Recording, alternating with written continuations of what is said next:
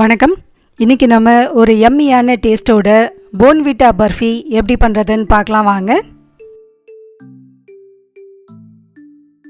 இதுக்கு முதல்ல ஒரு பேனில் 1 ஸ்பூன் நெய் சேர்த்துக்கலாம். 1 கிளாஸ் நல்லா ஜலிச்ச அரிசி மாவை இது கூட சேர்த்து நல்லா வாசனை வர அளவுக்கு வறுத்து எடுத்துக்கலாம். அரிசி மாவை ஜலிச்சுட்டு சேர்த்தாதான் நமக்கு பர்ஃபி நல்லா சாஃப்டாக இருக்கும். இப்போ நம்ம இந்த வீடியோவில் காமிக்கிறது பார்த்திங்கன்னா பர்ஃபியோட பேசிக்ஸ் நம்ம காமிக்கிறோம். அரிசி மாவுக்கு பதிலாக மைதா மாவு, கோதுமை மாவு, கடலை மாவு வச்சு கூட பண்ணலாம்.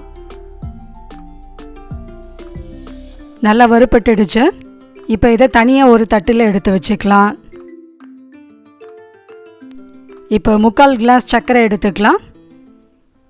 3/4 கிளாஸ் தண்ணி சேர்த்து 1 கம்பி பதம் வர அளவுக்கு இதை நல்லா காய்ச்சி எடுத்துக்கலாம். ஸ்வீட்னஸ் கொஞ்சம் கம்மியாக வேணுன்றவங்க 1/2 கிளாஸ் சர்க்கரை சேர்த்தா கூட போதும்.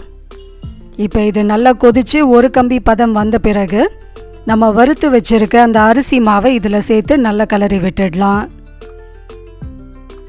அரிசி மாவை சேர்த்த பிறகு இப்போ அடுப்பை ஆஃப் பண்ணிவிட்டு அந்த சூட்டுலேயே நல்லா கலந்து விட்டுட்டே இருக்கலாம்.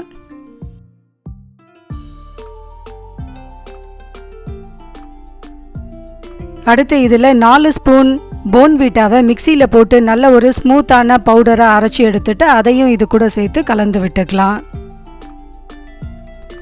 போன்விட்டாவோ பூஸ்டோ உங்களுக்கு எது தேவையோ அதை சேர்த்து கலந்து விட்டுக்கலாம்.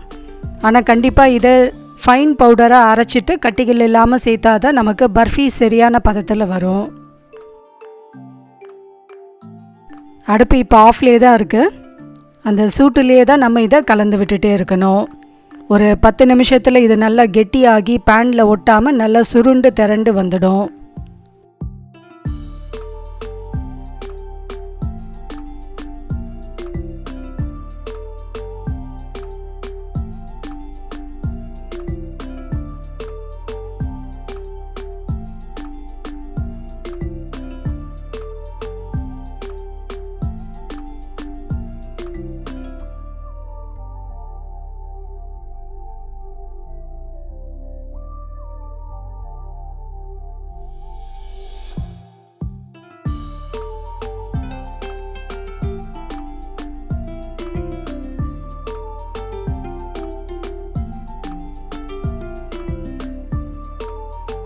பேனில் ஒட்டாமல் நல்லா ரெடி ஆகிடுச்சு.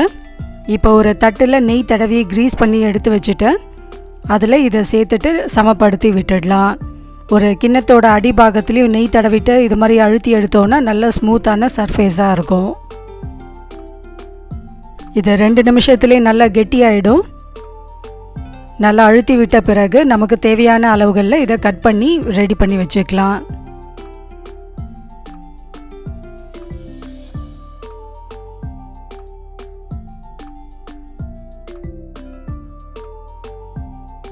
ரொம்ப யம்மியான டேஸ்ட்டோட நம்மளோட போன்விட்டா பர்ஃபி ரெடி ஆகிடுச்சு. நான் சொன்ன மாதிரி இதை நீங்கள் அரிசி மாவுலேயும் பண்ணலாம், இல்லைன்னா கடலை மாவு, கோதுமை மாவு, மைதா மாவு இது வச்சும் நீங்கள் ட்ரை பண்ணலாம். ரொம்ப டேஸ்டியான இந்த ஸ்வீட் ரெசிப்பியை கண்டிப்பாக ட்ரை பண்ணி பார்த்துட்டு உங்களோட ஃபீட்பேக்கை நம்ம கூட ஷேர் பண்ணிக்கோங்க. நம்மளோட இன்னொரு சேனல் S2C குக்கிங்லேயும் நிறைய வீடியோஸ் அப்லோட் ஆகிருக்கு. மறக்காமல் அந்த ரெசிபீஸும் பாருங்கள், உங்களுக்கு யூஸ்ஃபுல்லாக இருக்கும். இந்த வீடியோ பிடிச்சிருந்தால் லைக் பண்ணுங்கள், கமெண்ட் பண்ணுங்கள். தேங்க்யூ.